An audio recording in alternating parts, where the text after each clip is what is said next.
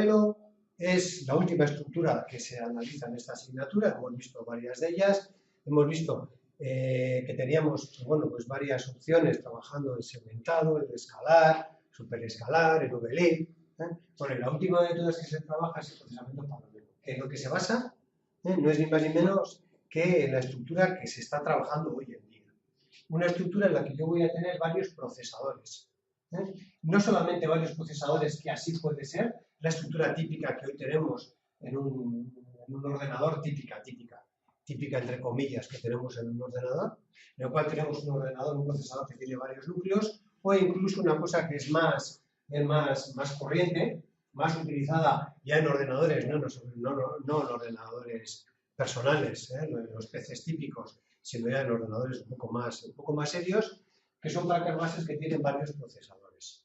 Entonces, lo que nos vamos a encontrar es que son varios procesadores completamente entre comillas, independientes, que pueden trabajar de manera independiente y que lo que tienen que hacer es distribuirse el trabajo entre ellos. El concepto más amplio de lo que es un procesamiento paralelo es una estructura en la que yo tengo, pues como puede ser en esta sala, estas fotografías que os he sacado aquí, una estructura en la que yo tengo una serie de ordenadores, o sea, ordenadores completos, que pueden trabajar de manera independiente y que lo que pretendemos es juntar con ellos la estructura, el programa, la aplicación que queremos realizar, distribuir las tareas en esos ordenadores, que ellos las ejecuten y luego nosotros gestionarlas. No sé si os acordaréis, pero hace cosa de 10-15 años sobre todo, hubo una movida en Internet que lo que pedían es que si tú tenías un ordenador y lo tenías en casa, que por favor que no lo apagases, que lo dejases compartido, porque lo que pretendían es que algunos centros de investigación y algunas universidades utilizaran el procesamiento paralelo, de forma que lo que hacían era todos los ordenadores que estuviesen disponibles en Internet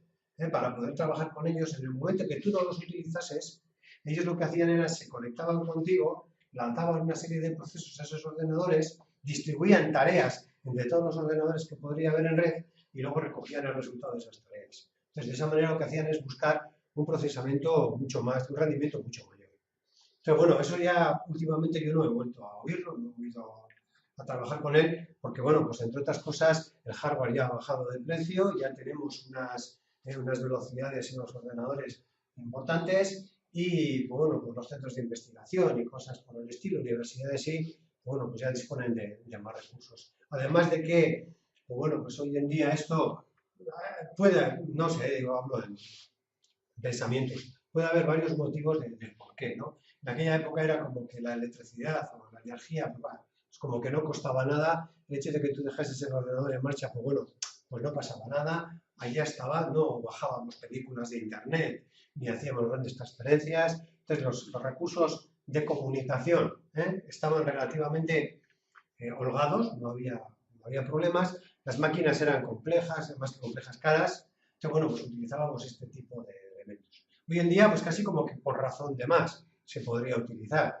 pero bueno, no se está utilizando porque a pesar de que los anchos de banda son mucho mayores y para comunicación se podría tener mayor rendimiento, bueno, ello implicaría tener ordenadores encendidos la mayoría de las veces tontamente, y eso va en contra de toda la filosofía actual del ahorro de energía.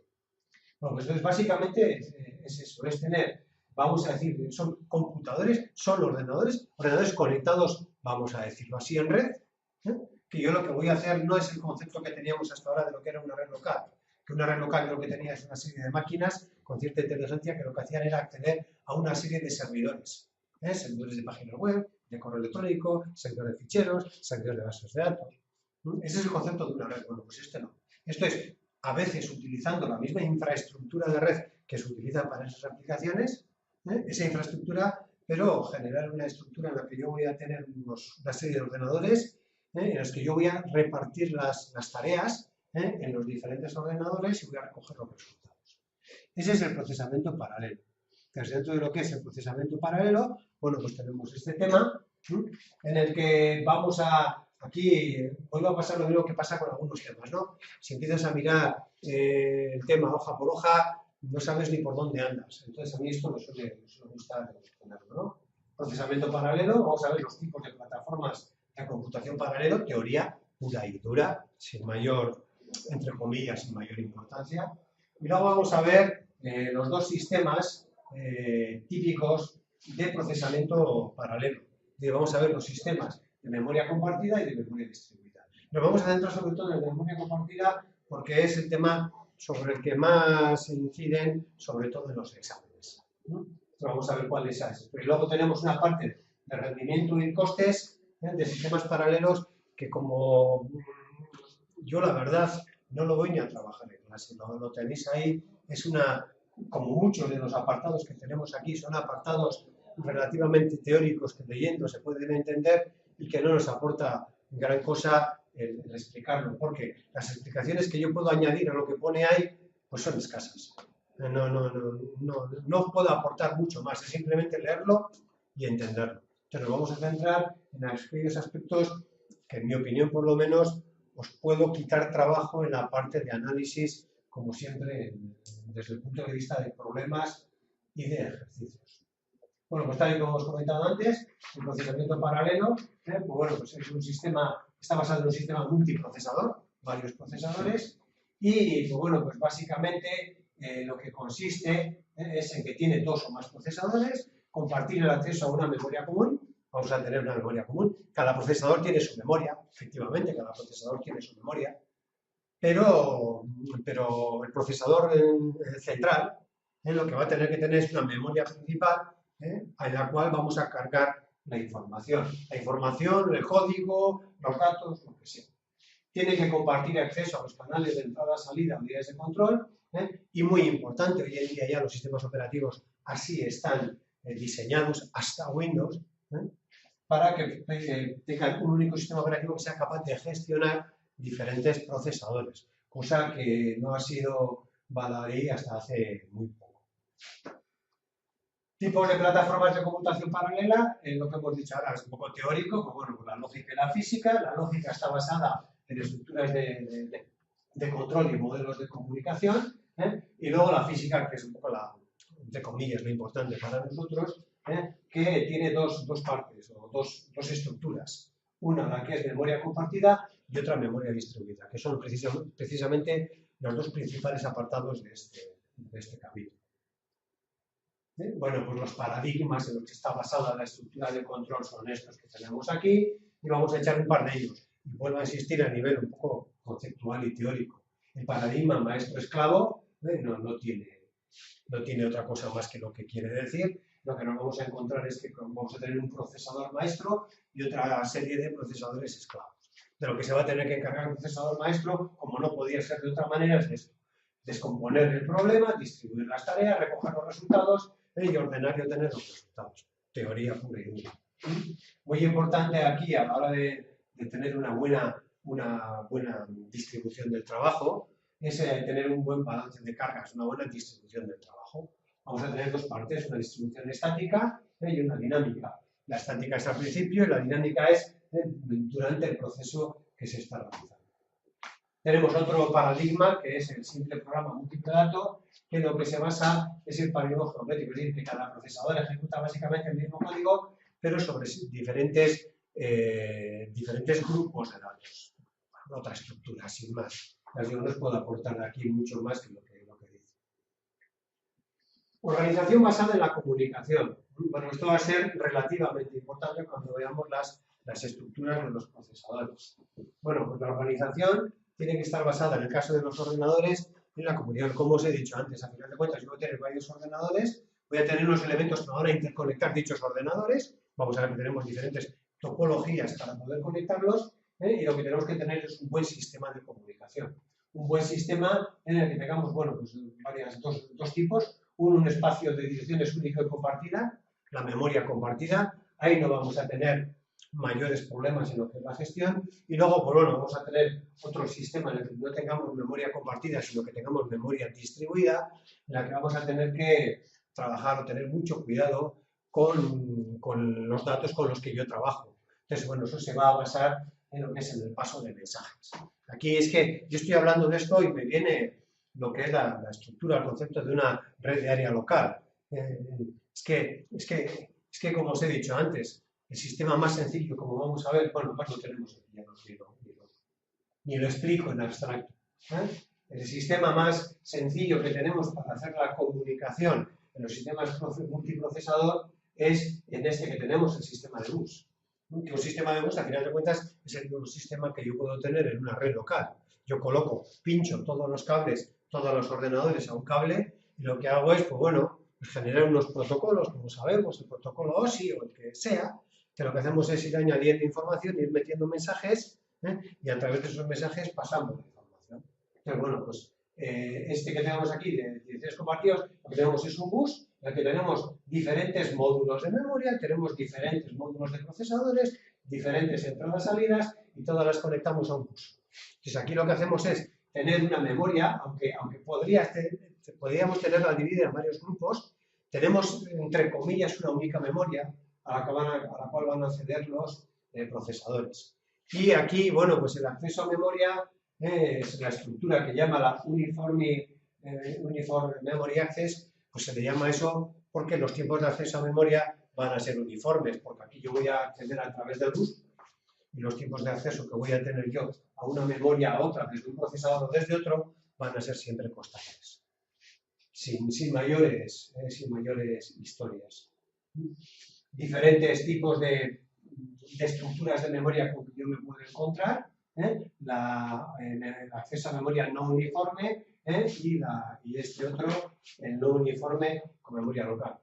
Configuraciones con que yo me puedo encontrar. Yo me puedo encontrar con una estructura en la cual yo voy a tener los diferentes sistemas procesadores en los que cada procesador tiene su memoria, pero además voy a tener una zona de memoria común. Entonces, bueno, pues aquí lo que me voy a basar con este panel de interconexión es de recoger o de tener siempre como origen, como fuente origen y fuente destina, la memoria, podríamos llamarle principal, o la común, o la distribuida. Ya digo, la común. Y luego, pues bueno, pues para trabajar cada uno de los procesadores, pues lo que hago es recoger cachos de memoria y llevarlos a su procesador, a su ordenador, no procesador, a su ordenador, trabajar con él y cuando termino traerlo aquí. Por eso decimos que no es que es un acceso no uniforme, porque este procesador, en función de que acceda aquí o de que acceda aquí, pues los tiempos de acceso son diferentes. Y tenemos una estructura en la que no tenemos una memoria centralizada o generalizada. Entonces, bueno, pues lo que tienen que hacer estos ordenadores es trabajar cada uno contra su memoria, pero luego tienen que ser capaces de compartir los datos con el resto de los procesadores. No más. Tipos de pasos de los mensajes, vuelvo a insistir otra vez. Toda pura teoría, pura lógica. Los elementos para describir un sistema de comunicación. En un sistema de comunicación que tiene que haber un emisor, un receptor, un canal de comunicación y unos mensajes para transmitir. Y las operaciones básicas, pues envío, recepción, identificación y número de participantes. Vamos ahora a lo que habíamos comentado, que era la historia, ¿no? El meollo de la cuestión. Nos vamos a encontrar con dos tipos de memorias: sistema de memoria compartida y sistema de memoria distribuida. Entonces es lo que vamos a trabajar ahora, este apartado, el sistema de memoria compartida, en el que vamos a analizar las redes de interconexión, sobre todo las redes de interconexión, y luego muy por encima y a nivel teórico los protocolos de coherencia de caché. Entonces esto es aquí donde vamos a tener el meollo, donde vamos a generar toda la estructura, sobre todo hardware, de un sistema multiprocesador para ver con qué nos encontramos. Y para eso, pues bueno, pues las redes de interconexión pueden ser de dos tipos, las estáticas y las dinámicas. Estáticas son aquellas que son fijas, están ahí, están estructuradas y punto, no hay manera de cambiarlas. Y las dinámicas son aquellas que pueden ir cambiando su estructura a medida que se van ejecutando diferentes partes de las aplicaciones. Y dentro de las estáticas, pues bueno, tenemos las típicas, las unidimensionales, que pueden ser de lineal al anillo, bueno, pues varios ordenadores colocados uno detrás de otro. No sé si recordáis, no sé si habéis hecho o no la asignatura de redes, pues aquella, siempre que veo esto, me viene la estructura token ring.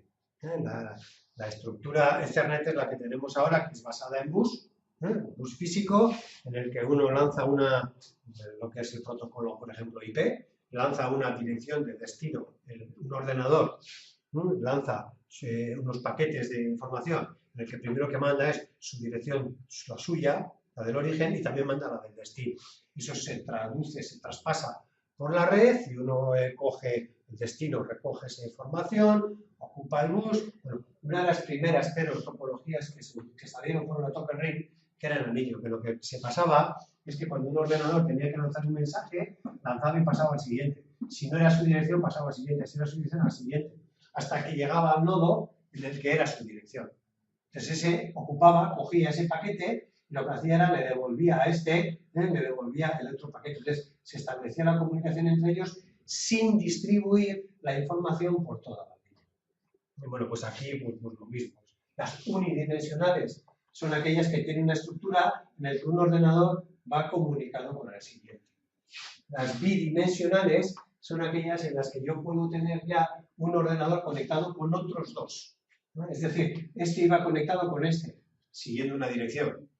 Sin embargo, aquí en las bidimensionales, un ordenador puede estar conectado, como en este caso, con 3 ordenadores. Este puede estar con 4, con los que seas. Entonces tenemos diferentes tipos de estructuras bidimensionales. Esta es la ideal, claro, la completamente conectada, pero sabemos que eso a nivel de velocidad es muy interesante, pero a la hora de nivel de comunicaciones o de infraestructuras es muy complicado.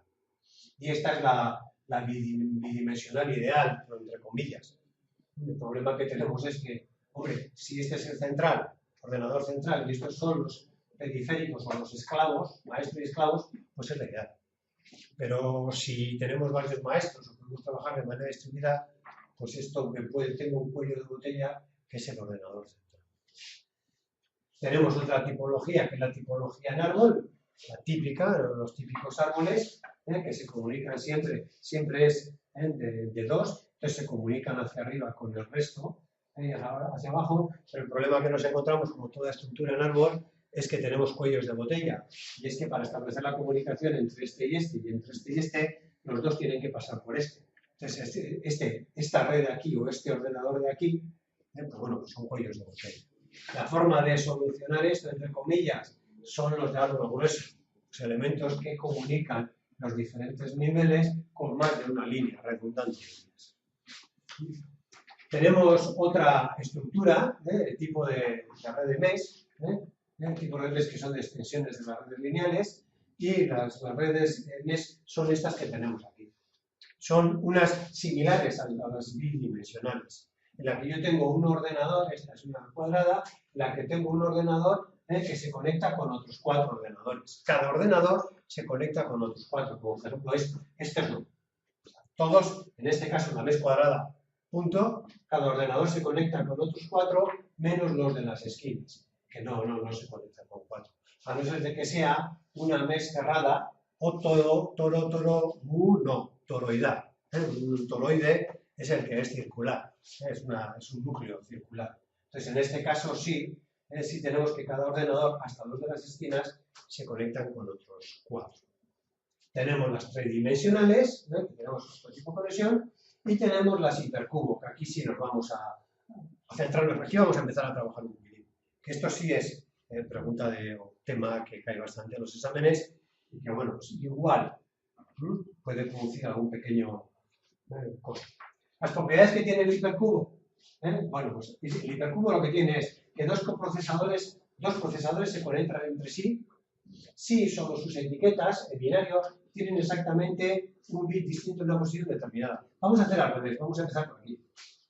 Un hipercubo va a ser un elemento, va a ser un conjunto de ordenadores que va a tener una dimensión. Y se entiende como dimensión. Dimensión es la cantidad de ordenadores que yo puedo tener conectados. No sé exactamente dónde lo tengo aquí. Un procesador hipercubo de dimensión D se conecta directamente a D procesadores. Es decir, la dimensión de un hipercubo va a ser la cantidad de ordenadores que están conectados con un determinado ordenador. Ese es el primer concepto. Por ejemplo, tenemos aquí varios hipercubos. el hipercubo de dimensión 0, un único ordenador. De dimensión 1, que es decir, que un ordenador va conectado con otro. Dimensión 2, que cada ordenador va conectado con otros 2. Dimensión 3, que cada ordenador va conectado con otros 3. Cualquiera que veamos aquí va conectado con otros 3.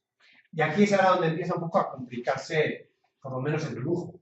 Dimensión 4 es aquel, dimensión 4 es aquel que tiene al loro. La dimensión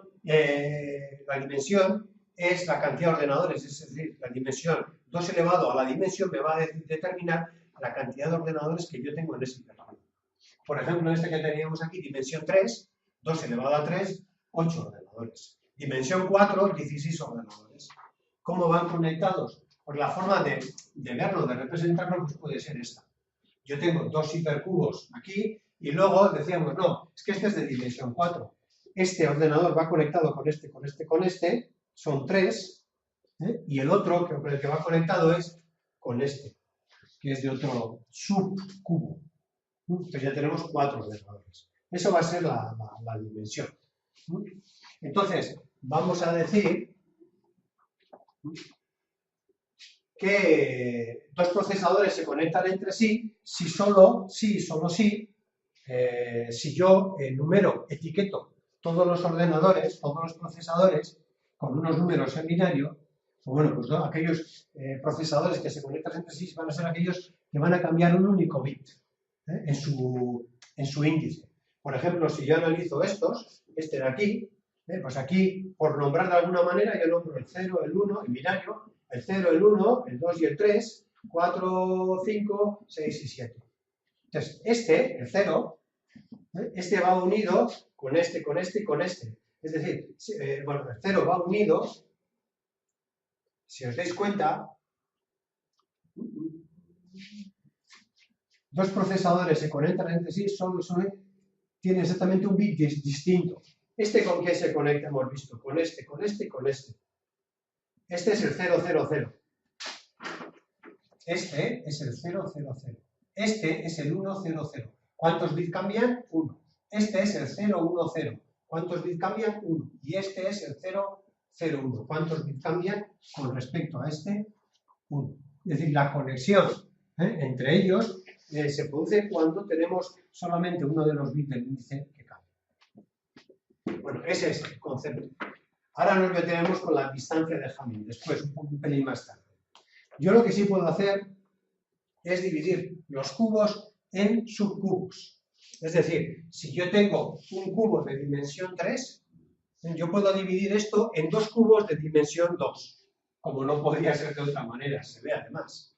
Este cubo que tengo aquí equivale o es igual a este cubo y a otro cubo que yo voy a tener aquí atrás. Otro cubo de esta manera. Son dos cubos distintos, que yo luego, si los comunico entre sí, pues me va a conformar el cubo superior. Para poder hacer esta división de cubos, yo lo único que tengo que hacer es tomar un bit, el que sea, o sea, para rebajar en un nivel un hipercubo, un hipercubo de dimensión 4 o una dimensión 3, lo que tengo que hacer es dividir por 2. Porque es dividir por 2. Aquí era multiplicar el doble de nodos, el doble de procesadores, pues a la mitad. ¿Cuáles me van a formar un subcubo? Pues aquellos en los cuales tengan un bit igual. Por ejemplo, en este caso que tenemos aquí.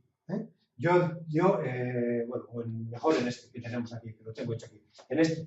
Bueno, pues en este, si yo quiero dividir esto en dos subcubos, pues lo que puedo hacer es decir, mira, tomo como referencia el bit más significativo, que es el bit 0, y todos los cubos que tengan como índice de referencia al 0 van a formar un subcubo. Es decir, va a ser este que tiene 0, este que tiene 0, este que tiene 0 y este que tiene 0. Entonces, uno de los subcubos va a estar formado por estos 4 ordenadores. Y el otro, que tienen el bit más alto, en este caso a 1, con lo cual serían estos 4. Puedo hacer esa división o no tengo por qué tomar el bit más alto. Puedo tomar yo otro bit. Si tomo como referencia el bit del medio, diré, bueno, si yo quiero hacer un subcubo que sea el de, entre comillas, llamarle de dirección 0, o que esté dividido por el bit del medio, pues lo que cojo es bit del medio que valga 0, todos los cubos cuyos bit del medio valgan 0. Es decir, este y este. Eso me va a formar un subcubo y el otro subcubo va a estar formado por los que tengan valor, ¿no? Estos 4. Si cojo con el menos significativo, van a ser estos 4 o estos 4 que tengo. Ni más ni menos que eso. Es decir, yo puedo dividir un cubo, un cubo de una dimensión n en 2 subcubos de dimensión n-1. En 4 subcubos de dimensión n-2. En 8 de dimensión n-3. Así sucesivamente.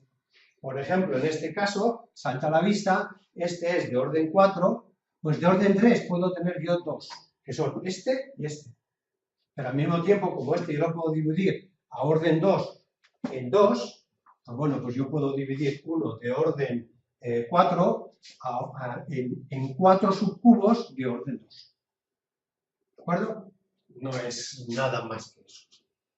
Por otro lado, y ahora nos vamos a meter con ello, vamos a ver lo que es la distancia Hamming. O sea, yo ya he visto la estructura. Y ahora lo que tengo que hacer es comunicarme, que eso va a ser importante. Ahora lo que voy a tener que hacer es mandar y recoger datos de unos procesadores a otros. Y para poder mandar y traer datos de unos procesadores a otros, tengo que tener caminos. Y los caminos, el que me va a ayudar a trabajar con los caminos, va a ser lo que se conoce como la distancia de Hamming. La distancia de Hamming es el número total de posiciones de bit para los que las etiquetas de 2 procesadores son diferentes. Eso es como se calcula, ¿no? Aquí lo importante, que no lo aparece todavía, es esto que os he puesto aquí. He estado cambiando, el material lo he cambiado hasta hoy, todavía ni lo he subido. Siempre hago un pequeño cambio. O sea, bueno, pues lo volveré a meter luego a la tarde, si queréis, os lo bajáis. Son pequeñas tonterías, pero pienso que ayudan un montón. ¿Qué es una distancia Hamming? El camino más corto entre 2 procesadores. Punto. Es decir, yo trabajando con un algoritmo que me ayude a calcular la distancia de Hamming, voy a poder calcular el camino que van a seguir los paquetes de comunicación, los mensajes de un ordenador a otro. ¿Cómo se calcula la distancia Hamming? De esta manera. La distancia Hamming entre 2 procesadores de etiquetas A y B es el número de bits a 1 que hay tras el resultado de la operación de O exclusive de A con B. Bueno, pues ya vamos a ver eso. Ahora volvemos en esto. Pues, por ejemplo, tal y como he dicho antes, cualquier cubo de k bits, para cualquier grupo de k bits fijo, los procesadores que difieren de los demás forman un subcubo. Bueno, aquí vuelvo a explicar lo que he explicado antes de los subcubos. Yo este que teníamos aquí lo podría hacer en 2 subcubos de dimensión 3 y en 4 de dimensión 2 y así sucesivamente. Pero aparte de eso, y muy importante lo que estábamos comentando, lo que es la distancia Hamming, que es el camino entre 2 elementos, entre 2 procesadores, y la forma de calcular el camino, de calcular primero la distancia Hamming, que es la cantidad de bits que son diferentes, y luego el camino, consiste en aplicar un algoritmo que sea este. Es decir, hacer una O exclusiva entre la dirección origen y la destino. Sin historias. Imaginamos que yo quiero mandar desde el nodo 0111, origen. Quiero mandar al destino, que es el 1011. La distancia Hamming de esto es la puerta O exclusiva bit a bit entre esos 2 números. O exclusiva, recordáis que era cuando los 2 bits eran iguales, salida 0, cuando eran diferentes, salida 1. Es decir, en este caso 0, 1, 1, 1. La distancia Hamming aquí es 3. 3 ordenadores. Para pasar de uno a otro, o 3. ¿De acuerdo? Eso ya lo sabemos, queda muy bonito. Pero a mí lo que me interesa es saber, sí, pero ¿por dónde? Es decir, sí, yo quiero salir desde este nodo y quiero llegar al 1,0, 1,1, que es este nodo. Entonces, sí, este. Entonces, ahora yo, ¿qué es lo que tengo que hacer? Pues una cosa tan sencilla como, después de haber hecho la O exclusive, coger el origen. Es decir, yo digo que el origen es 0,1,0,1. Y la O exclusive que me ha salido ha sido esta. La distancia Hamming me ha salido ese valor. Pero lo que tengo que hacer yo para calcular los nodos no es ni más ni menos que, muy importante, empezando desde el bit menos significativo, coger y ir cambiando el bit del nodo en el que estoy, en el bit que le corresponda. Por ejemplo, en este caso, si yo estoy en este, como es un 0, no le hago ni caso y me paso a este. En este bit, en el origen, es un 0. Con una O exclusiva de 1 es un 1. Es decir, va a pasar desde el 0, 1, 0, 1, va a pasar al 0, 1, 1, 1. Es decir, voy a ir cambiando el bit que le toque. Entonces pasa al 0, 1, 1, 1. Es decir, pasa a este. Y después, desde este, le aplico el O exclusive con el siguiente. Es decir, el siguiente habría que hacer una O exclusive de estos dos. Y el resultado de esta O exclusive es 0, 1 y 1 se quedan como estaban, y este 1 con 1, 0. La O exclusive del 1 con 1 es 0. Con lo cual me paso al 0, 1. Y del 0, 0, 1 vuelvo a hacer la O exclusive con el 1, 1, 0, pero con el bit que le toca, con el último, con lo cual lo que me va a hacer es, en este caso, 1, 1, 0, esto se queda como estaba, no hacemos la O exclusive de esto con esto, no. Hacemos solo la O exclusive de esto con el bit que toca. Entonces, en este caso, es 1. Hacer la O exclusive o decir que invertimos aquellos bits cuyo valor es 1 es exactamente lo mismo. Es decir, el siguiente paso es el 1, 1, 1, 0. He metido la pata. Sí, porque es 0, 1, 1, este es este, esto queda como estaba, y el que cambia es este, que de 0 pasa a 1. Ese es el 1, 0, 1, 1, 0, 1. Y así sacamos el camino que va a sacar o que va a tener la comunicación. Y en este caso pues va a pasar por 3 ordenadores. ¿Por qué? Porque la distancia Hamming me ha dado 3 unos. 3 valores que son diferentes. Esa es la estructura. Parámetros que me van a caracterizar las redes estáticas. Más bien teoría. Pues bueno, pues muy rápidamente echamos un vistazo y solamente voy a hacer hincapié en lo que tengo marcado. Diámetro, esto nos permite meter el libro en el examen, no hace falta que lo memoricemos, está ahí. Va a ser, cuando me haga falta, pues accedo al libro y punto. Yo sí os aconsejo que en el libro lo tenéis todo con marcadores, con los típicos post-its esos de las esquinas, eso sí. Características de las redes estáticas es el diámetro, que es la distancia entre dos procesadores cualesquiera, lo que más o menos hemos visto ahora. La conectividad, bueno, pues es la multiplicidad de caminos entre dos procesadores, cuanto más mejor, por si acaso, por supuesto. La rapidez, dentro de lo que es la rapidez tenemos varios parámetros, el ancho de canal, la velocidad de canal. El ancho de canal es la cantidad de bits que pueden transmitirse simultáneamente. La cantidad de cables que hay entre un ordenador y otro. La velocidad de canal, la velocidad de transmisión de bits dentro de cada uno de esos cables. Y el ancho de banda, el producto de los dos elementos. El ancho de bisección, el número de enlaces de comunicación. Y luego el coste, que es contar el número de enlaces de comunicación o la cantidad de cableado necesario para la red. Los parámetros típicos que no podía ser de otra manera. Esas eran las estáticas. Y ahora nos encontramos con las redes dinámicas, que son aquellas redes que aunque tengan un hardware establecido, tengan un hardware estático, que el hardware es estático, lo que pasa es que es un hardware configurable, cosa que yo no podía hacer en estas estructuras que teníamos aquí. O sea, aquí ya hay lo que hay. Y este se puede conectar con este, con este y con este, pero no puede conectarse directamente con este. Sin embargo, en las dinámicas, yo voy a crear una estructura en la que un ordenador va a poder comunicarse con otros. ¿En base a qué? No a estructuras fijas como esta, sino en base a conmutadores. De forma que yo pueda tener un conmutador que me permita cambiar la conexión de este con cualquier otro ordenador. Entonces, para eso, vamos a tener tres tipos principales. Las redes dinámicas basadas en bus, las matrizales o crossbar y las multietapa. Las basadas en bus, pues ni volver a explicar. Es la misma estructura que una red de red local. Voy a tener un bus, que puede ser de direcciones o de datos, al cual voy a conectar yo los diferentes procesadores, o tener una memoria compartida, y lo que me tengo que encargar, de alguna manera, es de gestionar esa comunicación. Entonces, bueno, pues hay diferentes políticas, como tenemos aquí, pues la FIFO, la Round Ribbon, en círculo, o la LRU, la menos usada recientemente, pero bueno, es una estructura, eso, basada en bus. Y es que yo cuando digo esto, estoy viendo mi cable RJ45 y cómo se conectan allá los ordenadores y cómo van dejando paquetes y cómo van sacando paquetes.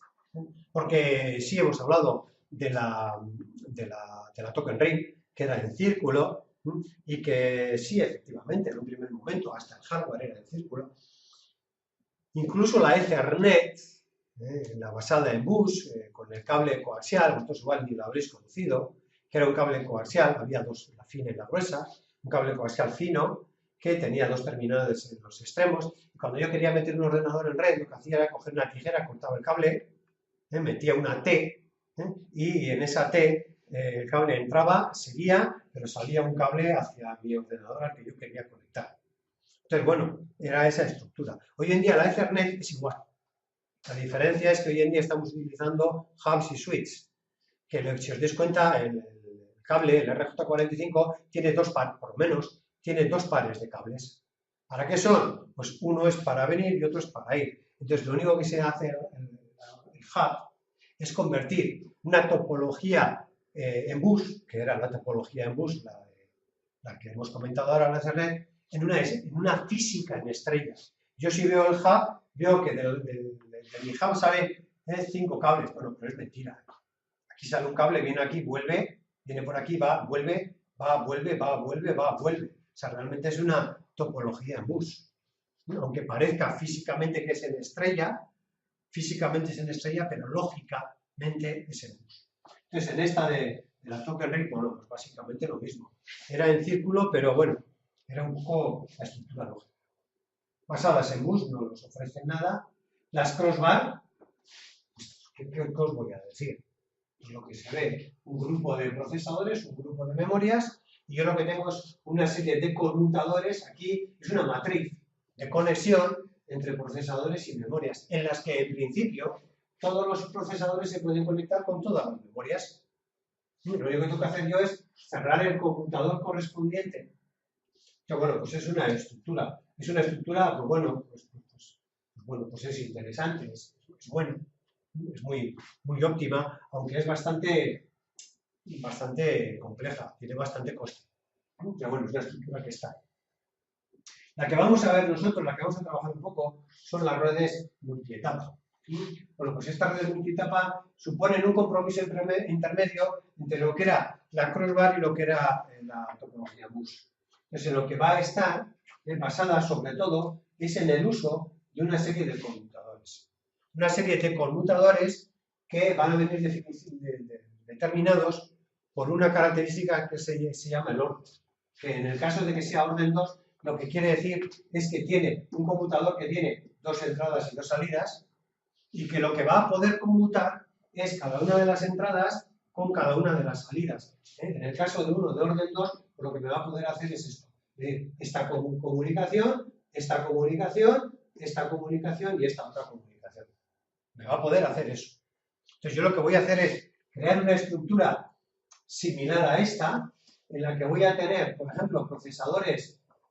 Lo voy a poner en lugar de aquí porque no es una crossbar, los pondría aquí. Voy a tener procesadores y procesadores, o procesadores y memorias, lo que sea, y para interconectarlos entre ellos, con lo que me voy a encontrar es que aquí en medio voy a colocar unos conmutadores. Pero no unos conmutadores como estos, que eran o abierto o cerrado, sino unos conmutadores que me van a permitir elegir diferentes caminos. Y ello me va a dar una cierta versatilidad sin complicar tanto la estructura hardware del sistema de comunicación. Y eso pues lo tenemos aquí. Pues la primera de todas es ejemplos de redes multietapa, pero la primera es una red omega. Que una red omega pues es una red redes omegas las vamos a ver ahora. Vamos a ver redes omegas basadas en redes multietapa. Y yo voy a hacer aquí, con esta estructura que tengo aquí con conmutadores, voy a poder crear una red omega. Y una red omega, lo que me va a permitir, o sea, el concepto de lo que es una red omega no es ni más ni menos que yo voy a poder conectar todos los ordenadores origen con todos los ordenadores destino. Me va a decir eso. Aquí en medio, ¿qué me va a hacer falta? Aquí en medio me va a hacer falta una estructura hardware. Una estructura hardware que la vamos a ver luego. Pero primero vamos a ver lo que es el concepto. Entonces, el concepto de red omega es eso, que cualquier ordenador se puede conectar con cualquiera. Entonces, se podría haber dicho así, y ya estaba dicho. Pues bueno, pues una cosa tan sencilla como esa. Bueno, pero a eso le han querido llamar permutación por barajamiento perfecto. O sea, que no es ni más ni menos que decir que tos con tos. Y punto. Es lo que ha querido decir. La permutación por barajamiento perfecto, bueno, aquí tenemos una fórmula. Y hay, pues bueno, pues muchas maneras de hacer un barajamiento perfecto. Una es esta que tenemos aquí, que en lo que se basa es que del nodo origen se obtiene el nodo destino, pues haciendo un desplazamiento que puede ser hacia la derecha o hacia la izquierda, cambiar los bits de posición, se puede conseguir, punto pelota. Pero a lo que a nosotros nos interesa ahora trabajar es, bien, yo para conseguir una red omega, ¿qué voy a meter aquí dentro? Yo ahí lo que tengo que meter es una serie de conmutadores y tengo que meter una serie de conexiones, una serie de cables. Tengo que meter esas dos cosas. Entonces, para hacer eso, lo que tengo que hacer es tener en cuenta primeramente un par de parámetros. No más que dos. Dos parámetros, que son estos. El número de computadores necesarios para construir una red omega es esta. Esta es la función. Va a ser igual a P entre 2 por logaritmo en base 2 de P. Teniendo en cuenta que P son los nodos de entrada. Bueno, y en una red con las que vamos a trabajar nosotros, es que es igual a los nodos de salida. O sea, que P es P. Trabajar con redes, no sé si llamarles simétricas, pero por lo menos ni equilibradas. Ya no me atrevo yo a darle a las palabras nombres, pero bueno, que entrada y salida son iguales. Entonces, y el coste, aparte de eso, y el coste, es decir, el coste de una red, o sea, la cantidad no de procesadores, sino la cantidad de nodos que yo voy a tener va a ser igual a P por logaritmo en base 2 de P. Vamos a dar un ejemplo, que es lo mejor. Para una red omega con 4 procesadores, es decir, aquí 4 y aquí otros 4, el número de computadores necesarios sería 4 dividido por 2 por logaritmo en base 2 de 4, pues 4. Punto. Eso es. Para 8 procesadores, 12. Para 16, 32. Ahora veremos qué, por qué, para qué en un ejemplo. No, pues este radio de crecimiento y por lo tanto su coste es menor que el de una red crossbar. Como vimos anteriormente, era el coste de t elevado al cuadrado. Ahora nos vamos a meter, lo hemos dicho, pero ahora lo trabajamos. El algoritmo de encadenamiento, que ahora lo vamos a ver, o sea, ahora lo definimos y con el ejemplo que tenemos ahí, lo machacamos. Cada paquete transmitido va perseguido a la dirección de nodo destino en binario, como no podía ser de otra manera. Para establecer la comunicación, para llevar los paquetes de un ordenador a otro a través de los computadores tienen que ir cambiando, pues lógicamente yo lo que tengo que hacer es mandar la información con el ordenador, con el nodo destino, por supuesto. Y luego, importante y para este caso, los computadores de cada etapa deciden el camino por el que han de transmitir el paquete, dependiendo del valor del bit de la dirección de destino correspondiente a la etapa actual. Es decir, se van pasando el ordenador destino, voy a tener una serie de etapas, entonces se va pasando ese destino, cada uno va cogiendo su bit, más o menos como hablábamos cuando hablábamos de este, que yo trabajaba solamente, aquí podía decir yo, el primer nodo es este, que pasa a la siguiente etapa, que pasa a la siguiente etapa, que pasa a la siguiente etapa. Con lo cual yo preguntaba solamente por el bit correspondiente a la etapa. O sea, bueno, pues algo parecido a eso. Vamos a trabajarlo aquí, algo parecido. De forma que si el bit es 0, se encamina por la salida superior. Y si es el 1, se utiliza la salida inferior. Lo vamos a ver en este ejemplo. Que al final lo he querido hacer tan claro que con tanta raya, pues no sé si lo he conseguido o no. Pero bueno, vamos a poner este ejemplo. Un procesador que quiere enviar desde el nodo 110 hasta el nodo 110 al 100. Antes de empezar a mirar aquí la imagen para nada, yo digo, coño, si quiere mandar de este nodo a este, ¿cuántos ordenadores, cuántos nodos tengo yo en el origen? Si tengo 3 bits para codificarlos, tengo 8. Y en el destino, pues tengo 8. O sea, ya sé que el número de nodos es 8. Para calcular la cantidad de conmutadores que yo necesito, lo que tengo que hacer es aplicar la función que hemos dicho antes, que decíamos que era p dividido por 2 por logaritmo en base 2 de p. En mi caso, hemos dicho que la cantidad de ordenadores o de nodos es 8, con lo cual me va a salir que la cantidad de conmutadores va a ser igual a 8 dividido por 2 por logaritmo en base 2 de 8. Es decir, 4 por logaritmo en base 2 de 8, 3 son 12 conmutadores me van a hacer falta. Vale. Ya, pero 12 conmutadores sí, pero hay que distribuirlos en etapas. ¿Qué es eso de las etapas? Las etapas son las líneas verticales que yo voy a tener que colocar. ¿Cuántas líneas verticales van a ser?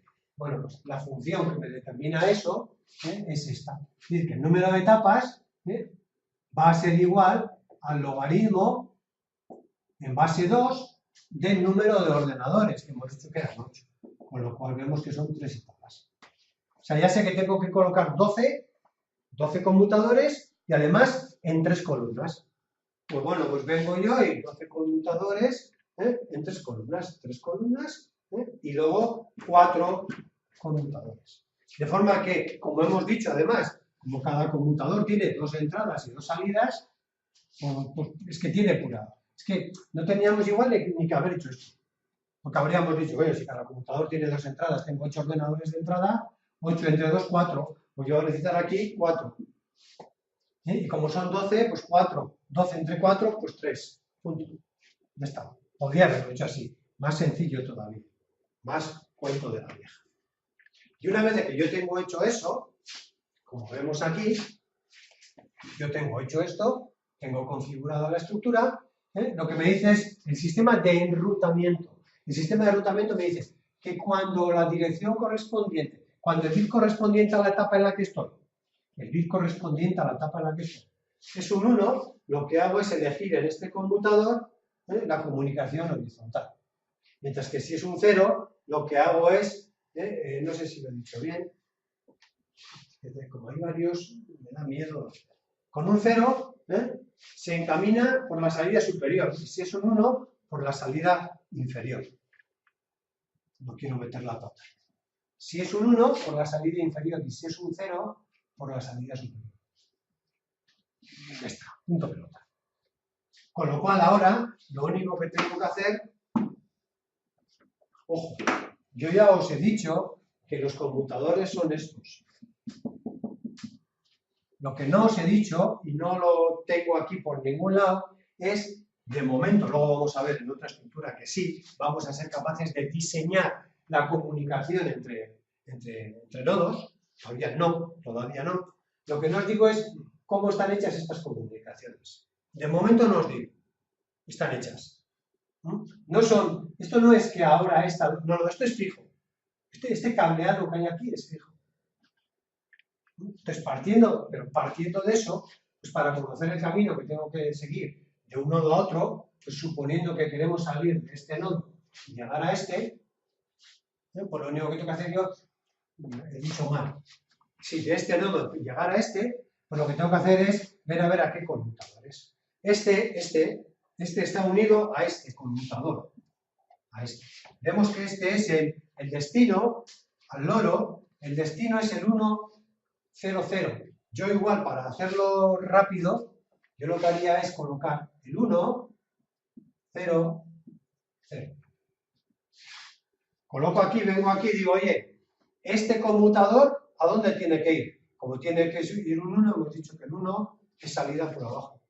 Y sale por aquí. ¿Y viene a dónde? Viene aquí.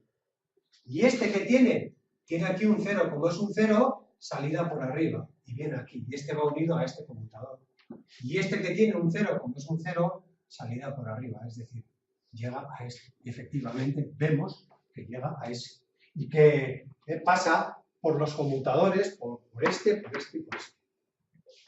Ni más ni menos que eso. Vuelvo a insistir que todavía nos queda pendiente de cómo hacer los cableados, las conexiones. Ahora veremos. Una red vaselina es una red que es, bueno, es una red que se construye por bloques conectando conmutadores o conectando sus bloques. Una red de esta estructura. No nos vamos a meter con ella. Con la que sí nos vamos a meter es con esta red, con la Bhaskara, por ejemplo. Esta. Igual le hago esto y esto. Una red Bhaskara. Es una red que va a estar compuesta como lo que hemos visto antes. Una red que va a estar compuesta por una serie de conmutadores. ¿Cuántos conmutadores? Lo mismo que hemos dicho antes. Vamos a suponer que queremos hacer una estructura. Vamos a suponer que tenemos la hoja en blanco. La hoja en blanco y yo tengo que calcular todo. Tengo que calcular los conmutadores y las conexiones. Los conmutadores, lo que hemos dicho antes. ¿Cuántos ordenadores en este caso? En este caso, como tenemos que las etiquetas llegan hasta 4 unos, es el número 15, 16 ordenadores. Como son 16 ordenadores, ¿cuántos cables, cuántos conmutadores de entrada me van a hacer falta? 16, como estos conmutadores son 2, tienen 2 entradas, 16 entre 2 a 8. Es decir, el conmutador 0, 1, 2, 3, 4, 5, 6, 7. Vale. En total, luego, ¿cuántas etapas? Bueno, pues aplicamos lo que hemos comentado antes. La cantidad de conmutadores que yo voy a necesitar es igual a la cantidad de ordenadores dividido por 2 por el logaritmo en base 2 de la cantidad de ordenadores. 16 dividido por 2, 8, logaritmo en base 2 de 16, 4. 4 por 8, 32. 32 conmutadores. Con lo cual, como son 32 conmutadores y por cada columna tengo 8, me van a hacer falta 4 columnas. Yo ya puedo empezar a coger y a dividirme, a colocarla. En este caso, la estructura, yo ya podría, o ya mejor, más que podría, debería, de colocar esto así, hasta el último. De forma que aquí entran el primer nodo y el segundo. De aquí, el siguiente, segundo, tercero y así sucesivamente. Y aquí exactamente lo mismo. O sea, en todos. Ya podría hacer eso. Ahora aquí lo que me faltaría es cables. ¿Qué cables pongo ahí? Pues bueno, pues el algoritmo para hacer la conexión de cables es este que tenemos aquí.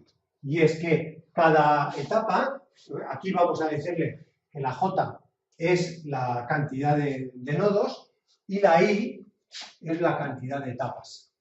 Entonces aquí las I's, las I son la 0, 1, 2 y 3, que las he puesto aquí abajo. Y las J's pues son numeradas como 0, 1, 2, 3, 4, 5, 6 y 7. Es decir, este es el nodo 1, 3.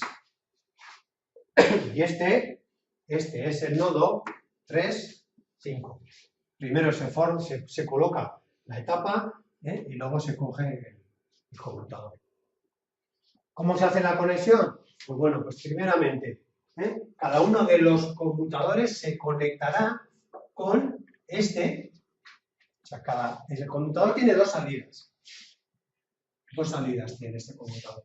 Entonces, una de ellas siempre se va a conectar al mismo nivel, al mismo ordenador, con la siguiente etapa. Es decir, este siempre con este. Vale. Y este con este, y este con este. Eso sí. Y este, a ver, al loro. Este con este, y este con este, y este con este. Vamos a ver ahora qué pasa. Eso sí, por un lado. Pero es que aquí tenemos otra salida. ¿La otra salida con cuál va? La otra salida va conectada a la siguiente etapa. Por eso es I más 1. Es decir, siempre estas van conectadas con la siguiente etapa. Nunca con dos etapas más atrás. Siempre es con la siguiente. Esta es I más 1. Aunque aquí me ha salido separado. I más 1. O sea que toda una etapa siempre va conectada con la siguiente.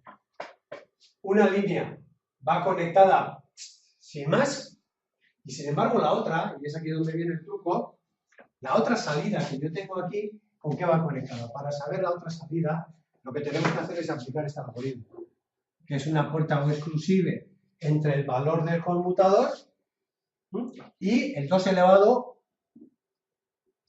una O exclusive entre el valor del conmutador y el 2 elevado a la etapa en la que nos encontramos. Ejemplo, ¿con cuál iría el nodo 2, 4? El nodo 2, bueno, si no, casi vamos a ver primero este. ¿Este qué nodo es? Este es el nodo 0, 0. Es decir, el nodo I0, J0. Con lo cual va a venir unido con el nodo I0, I1, J0, según esto, y además va a venir unido en la otra salida, esta salida de aquí, que es la que no sabemos, esta salida de aquí va a venir con la O exclusive que yo haga entre la J. ¿Cuánto vale en este caso la J? La J vale 0.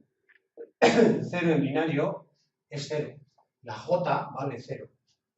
Con el 2 elevado a I, 2 elevado a I, la I ¿cuánto vale? 0. 2 elevado a I, 2 elevado a 0 es 1. La O exclusive entre esto y esto, es decir, la O exclusive entre el 0 y el 1 pasado a binario es esto. Si yo hago la O exclusive de estos dos, me queda 1,01 y todos los demás 0. Es decir, este me viene unido con este. Entonces, claro, aquí ¿qué es lo que me pasa? Que se me cruza. Entonces, la forma que tiene de hacer el conexionado es esta. ¿Explico? O sea, no ponerlo esto arriba, sino ponerlo abajo. Y ya está hecho. ¿Y este con quién vendrá conectado? ¿Este qué nodo es? Este es el nodo 0, 1. Es decir, la I vale 0 y la J vale 1. Irá conectado con el siguiente, sin más, y luego el otro, para hacer la otra conexión, el nodo 0, 1,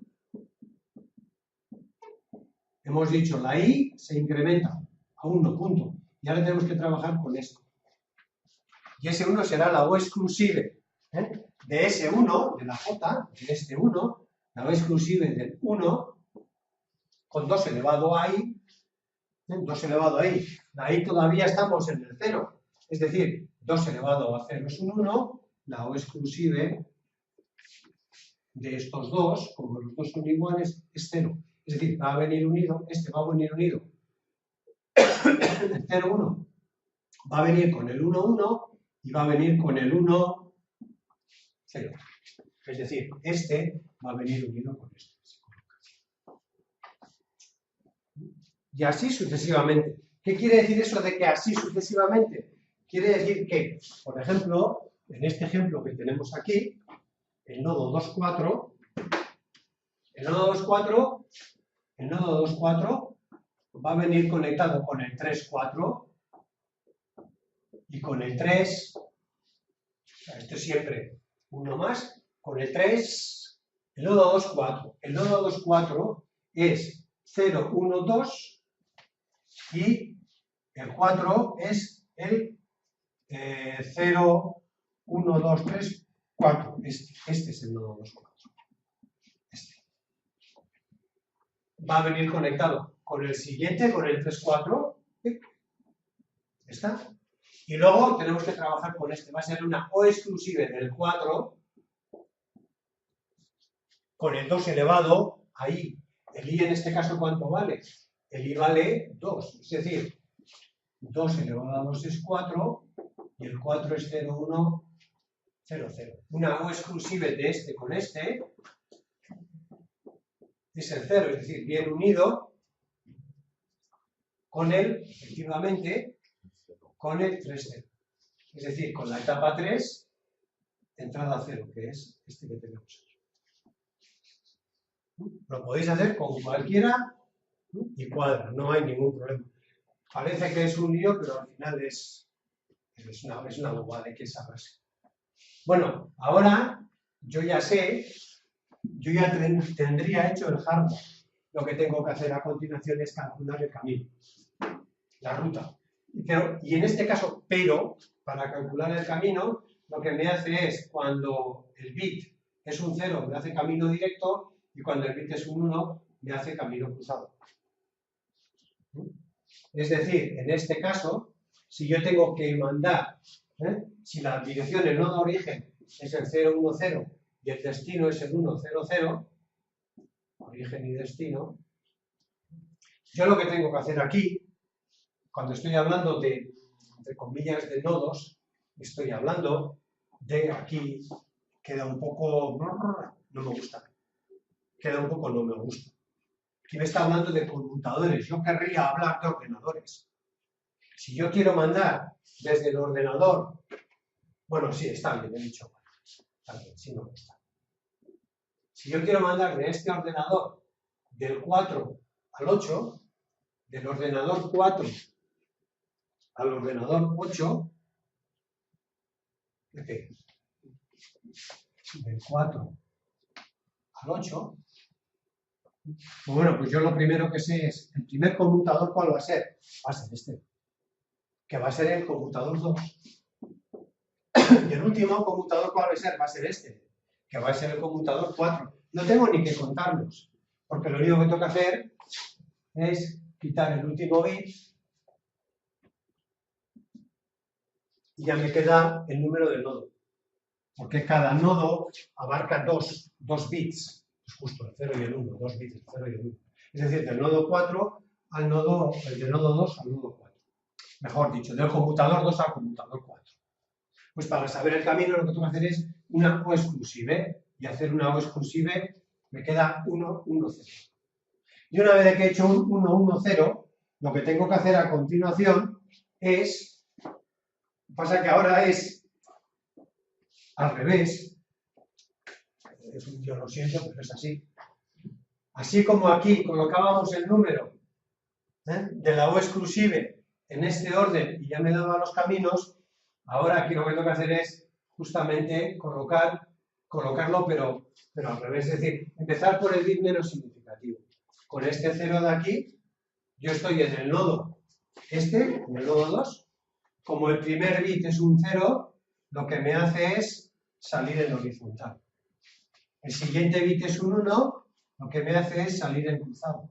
Y el siguiente bit es un 1, lo que me hace es salir en cruzado. En otras palabras, lo que podría hacer es, comparando con lo que hemos hecho antes, colocar este número aquí, pero 0, 1, 1. Es decir, el LSB, el bit menos significativo, colocarlo aquí, en LSB. Con lo cual ya tengo que decir, oye, 0, 1 y 1. Y ya calculo la distancia a los conmutadores que se van a hacer.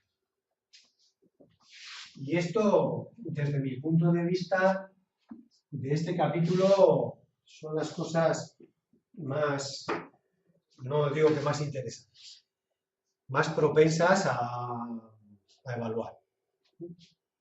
Y con esto es que básicamente yo casi doy por terminado el capítulo, porque lo demás, ya os digo, no me aporta demasiado.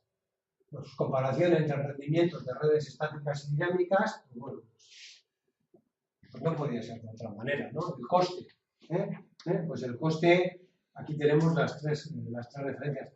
La mejor, la más rápida, es la crossbar, luego la etapa y la de bus, en función del número de procesadores. Bueno, el coste es mucho más cara la crossbar, pero el rendimiento es mucho mejor el del crossbar. Entonces, bueno, pues por eso vais a permitir que eso, ver, ya sabéis, y luego, pues bueno, pues protocolos de coherencia de la caché. Yo aquí no os voy a explicar el tema, ya os digo, porque además si os habéis dado cuenta, lo tengo muy poco subrayado, porque realmente lo que puedo aportar aquí yo es muy poco. Lo único que os puedo aportar es la visión genérica, para que os centréis, para que cuando vayáis leyendo esto, os vayáis enterando. Y para hablar de esto, no se me ocurre mejor referencia que hablar de las memorias cachés cuando hablábamos de la memoria caché en la asignatura de Estructura y Tecnología de Computadores 1. Que recordar que aquella memoria caché, aquí hablamos de memoria caché, y es la primera vez que hablamos de memoria caché. Efectivamente es la primera vez que hablamos de memoria caché, pero tranquilamente podríamos o deberíamos de haber hablado de memoria caché en estas estructuras que tenemos, en estas y sobre todo en esta. Aquí hablábamos de que teníamos una estructura en la que teníamos una serie de ordenadores en los que cada uno tenía su memoria y teníamos una memoria principal. Bueno, es el mismo concepto, la misma estructura de que cuando hablábamos de memoria caché. En un ordenador con un núcleo, con un procesador, hablábamos de una memoria principal y decíamos que dentro del procesador teníamos una memoria caché, que era mucho más pequeña que la principal. Y que yo lo que hacía era ir recogiendo bloques de la memoria principal y meterlos en la memoria caché. Y la CPU trabajaba siempre contra la memoria caché. Entonces, claro, ahí tenemos que tener mucho cuidado. con lo que es una estructura, en este caso, de una caché. Si yo tengo varios procesadores, cada uno con su caché, que vuelvo a insistir, esto no deja de ser más que un concepto de caché. Yo copio aquí parte de la información y la meto aquí, trabajo sobre ella y luego la tengo que refrescar. Tengo que andar con muchísimo cuidado de que no vaya a ser que me saque un bloque de la memoria principal, me lo lleve aquí, me lo copie, esté trabajando con él, necesite trabajar con el mismo bloque y ya tenemos problemas de incoherencia. Porque si ha cogido un cacho aquí, lo está modificando, todavía no lo ha refrescado, y necesita esa misma porción y copia esa parte, la copia aquí, pues va a ser que va a estar trabajando con unos datos inválidos. Entonces ahí vamos a tener una serie de problemas, que eran los problemas típicos, recordáis, de lo que era una caché. Cuando yo cogía y tenía un fallo de página y tenía que ir a por otro bloque de memoria, claro, yo lo que tenía que ir a por otro y traerlo a la memoria caché. Sí, pero si había modificado el cacho que yo tenía aquí en la caché y lo tenía que vaciar, tenía que refrescar la memoria principal. O sea, yo lo leía, lo trabajaba y cuando yo liberaba este bloque, lo tenía que refrescar, actualizar la memoria principal. Entonces eso lo tenía que hacer. Aquí me encuentro con ese problema, pero todavía con más problema, porque allá al final de cuentas era un proceso secuencial en el que yo solamente tenía que tener en cuenta pues que un elemento, al final de cuentas, me podía cambiar. La misma CPU. Era la única CPU la que me podía cambiar la memoria principal. Aquí no, y aquí tengo varios. Entonces, bueno, pues ante ese problema, tengo problemas de coherencia de caché. Es lo que estamos comentando aquí. Tengo problemas de coherencia de caché que vamos a tener que resolverlos. Y los algoritmos de resolución de problemas de la memoria caché van a ser exactamente los mismos algoritmos de resolución que habíamos visto cuando era memoria caché. Es el problema de la coherencia, las soluciones, factores que provocan problemas de la caché, como los DMAs, modificación de datos, y posibles soluciones, lo mismo que habíamos dicho en su momento. Pues yo puedo tener, por ejemplo, en aquel momento, recordar que lo que hacíamos era colocarle a la memoria caché, a cada dirección de la caché, colocarle un bit, que estaba 1 a 0 en función de si yo escribía o no en la caché. Si yo no escribía en la caché, aquello estaba a 0. Con lo cual, en el momento de liberar esa memoria caché, yo miraba todos esos bits y estaban todos a 0, quería decir que yo no había modificado memoria. Ahora, si me encontraba con alguno 1, lo que tenía que hacer era coger todo este bloque y reescribirlo en memoria principal. Pues bueno, pues tengo que hacer eso. En este caso lo mismo. Si yo tengo bloques de memoria que no he utilizado, pues bueno, pues si no los he cambiado, pues descartarlos, pero si los he cambiado, tengo que coger en la memoria principal, poner un flag a 1, para que si algún otro procesador quiere acceder a ese bloque, que se espere que ahí está pasando algo raro. Entonces tendríamos que tener cuidado. Entonces tenemos que esperar a que este bloque termine, lo refresque la memoria principal y el otro procesador lo coja y lo lea. Tendríamos que. Bueno, pues tenéis varias opciones, tanto como paso de mensajes, como paso, como acabo de explicar ahora, como paso de bits, que aquí le llama directorio. Y luego la segunda parte es la segunda estructura es la memoria distribuida. Que, pues bueno, pues aquí es muy corriente, lo que os he explicado antes. Es muy corriente, como decíamos en aquel proyecto que surgió, que yo tengo varios ordenadores trabajando cada uno por su cuenta, con lo cual cada uno tiene su memoria. O sea, yo no voy a tener replicada la memoria de todos, cada uno tiene su memoria. Eso es memoria distribuida. Entonces, bueno, pues a esta forma de trabajar, que es esta, ni más ni menos, pues eso se llama un clúster, claro, un clúster de ordenadores. Un montón de ordenadores que se comunican, que se codean entre ellos, pero que no tienen un elemento, en este caso, de memoria compartida. Entonces, bueno, pues es una estructura, los tipos de clúster, diferentes cosas. Otra vez lo mismo, yo estoy leyendo esto y estoy leyendo las topologías de red. Las de bus, las de anilla y las de estrella. Yo eso lo veo. ¿Por qué son buenos los clústeres? ¿Qué problemas tienen? Y luego programación de clústeres. Pues eso, pues, lo miráis, ya es teoría, no hay ejercicios. Y luego, por rendimientos y costes, pues podría decir exactamente lo mismo. Son un montón de cosillas un montón de conceptos, que simplemente es, en algunos casos, aplicar unas funciones, es muy básico, y que, pues, que están ahí, que yo os aconsejo pues, que sí, pues, que le echéis un vistazo, por si cae algo en el examen, pero que si cae algo en el examen lo único que tenemos que hacer es venir aquí y coger la fórmula y aplicar la fórmula. Si tenemos claro el concepto, que no es complicado, aplicar la fórmula y ya está. Y con esto yo doy por terminado el capítulo, el año, el tomo. Entonces, bueno, pues el siguiente paso, pues lo que hemos dicho, quedamos para...